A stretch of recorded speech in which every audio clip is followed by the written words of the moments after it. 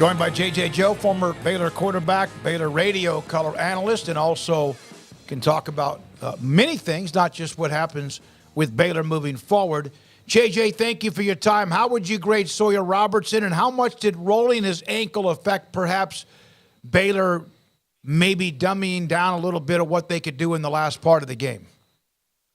Yeah, so I thought Sawyer, and I said it on the air, I thought he had a passing grade. Now, I know that last interception, people say, how could he be passing and throwing that last interception? But I think for a first start, you got out of him about what you wanted to get out of him. It's just that, like, they needed one more touchdown in their smoke, and they weren't able to get it. I liked his legs. I figured they would use his legs a little bit more, and they did that early. It's a nice-sized young man that made some really good physical runs, scored on the ground. So I like that part of it. But, in the passing game, you would be muted just a little bit. But I thought overall, for his first start against a Utah defense that I thought we'd have a struggle running against him. We found a way to do that he had a passing grade. The last pass, the interception, I don't begrudge as much as I would, because he was getting hit in the face, just lit up at the time, JJ. The offensive line played better. The defense played a lot better. What do you attribute those adjustments to against Utah?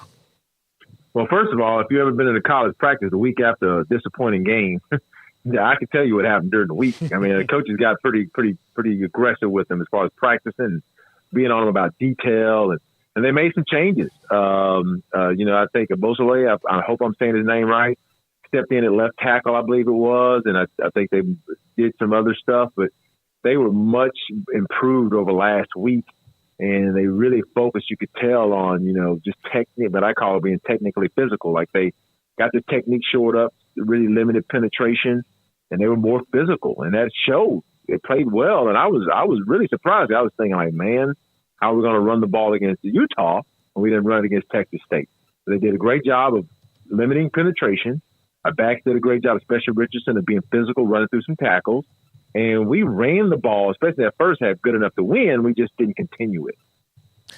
JJ, defensively, there was obviously a better energy, better effort, and, still some things to clean up. But how much do you put how much do you grade the progress versus also what Utah had at their disposal in terms of Bryson Barnes and his inability to really get anything? Like, how much do you weigh the defensive progress versus also keeping in mind the opponent that they were playing? Does that make sense? Yeah, no, it makes sense. Yeah, Cam Rising makes that game totally different. Right. Baylor's got to score 30 to win that game. Yep. So, yeah, don't get me wrong. That made that different. But I was excited to see the energy. I thought early. I think Gabe Hall made a play really early in the game, first drive that Utah had. Matt Jones probably played the best game. I wrote that today. I just got done with it. Of probably his career here. If not, it's really close. I thought, as far as a personal performance. So I thought the defense did well. Of course, they couldn't really test our secondary because Cam wasn't in there, and that made a difference. But I think that's a marked improvement from last week. And now the question will be is how fast can we build on that? Can we get pressure? Because pressure is going to be of the utmost importance for this team, just because you have that young secondary trying to find their way.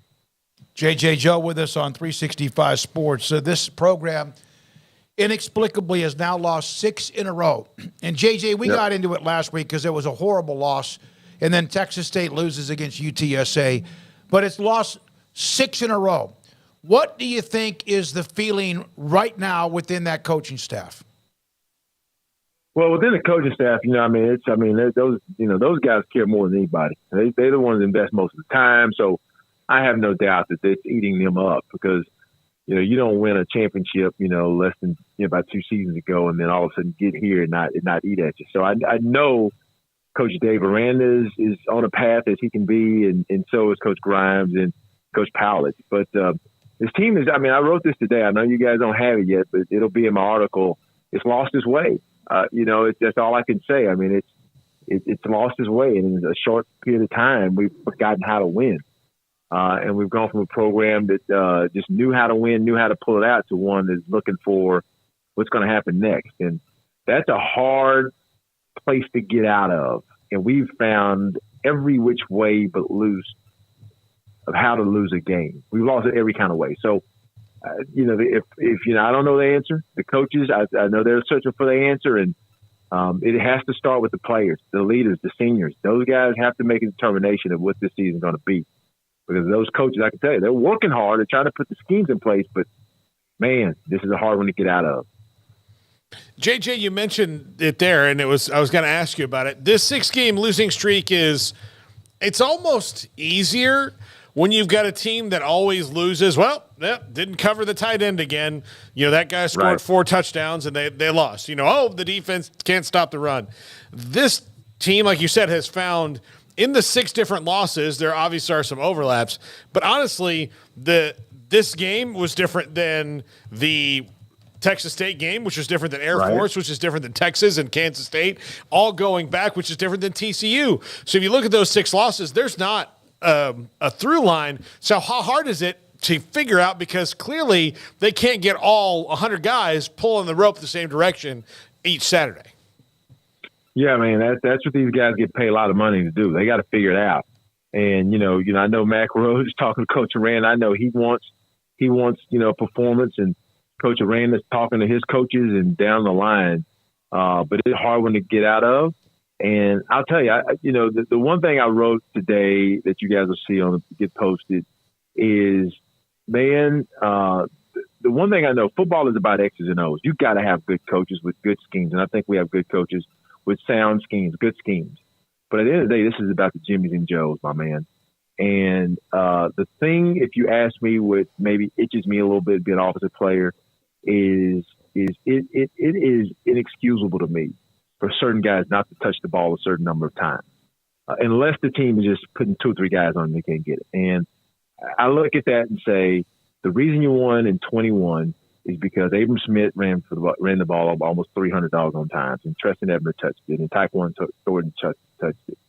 I love Dominic Richardson, but he is what he is. He's a very good, solid workhorse back that's going to get those chains moving. But the game breakers are not touching the ball. And y'all know who the game breakers are. I know who they are.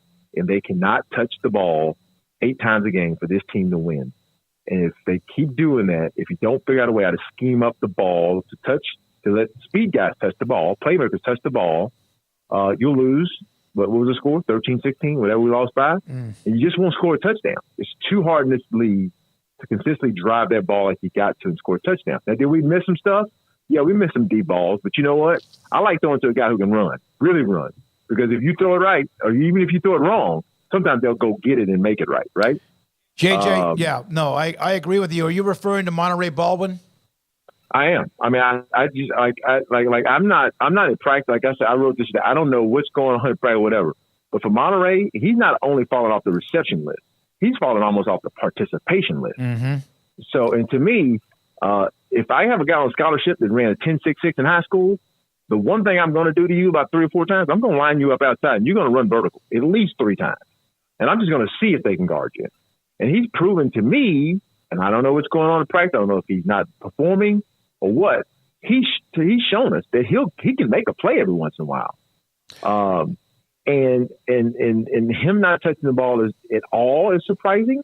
And Tevin Reese having 14 rushes in 2 weeks to me for a team that's struggling to score is surprising to me as well. So I asked, by the way, Dave, I asked Dave Aranda, JJ, about Monterey today in the press conference near the end. So okay, good. I said, is he in the doghouse?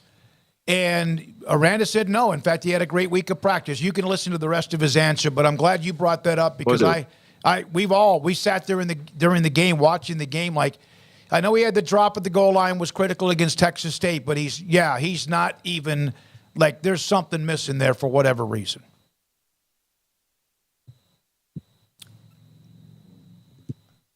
Did we lose him? JJ, you there?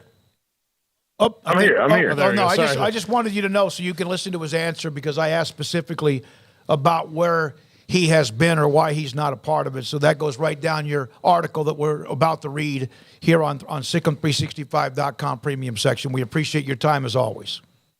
Thanks, Mo. Appreciate it. JJ Joe, Baylor Radio, former Bears quarterback. When we come back, longtime